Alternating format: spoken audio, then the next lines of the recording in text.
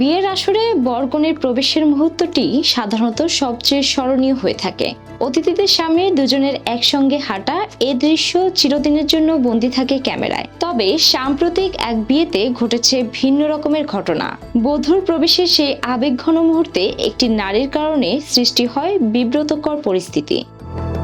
বধূ নিজেই ভিডিওটি শেয়ার করেছেন সোশ্যাল মিডিয়ায়। ভিডিওতে দেখা যায় বাবার সঙ্গে বধূ হলরুমে প্রবেশ করছেন। অতিথিরা দাঁড়িয়ে মুহূর্তটি উপভোগ করছিলেন। ঠিক সেই সময় পেছন দিক থেকে এক নারী সিঁড়ি দিয়ে নামতে গিয়ে হঠাৎ পা ফসকে পড়ে যান। রেলিং ধরে নিজেকে সামলানোর চেষ্টা করলেও তার এই আচমকা পড়ে যাওয়ায় হল জুড়ে ছড়িয়ে পড়ে বিস্ময়। আবেগঘন সেই মুহূর্তে উপস্থিত সবার দৃষ্টি বধূ থেকে সরে গিয়ে পড়ে যাওয়া নারীর দিকে কেন্দ্রীভূত হয়।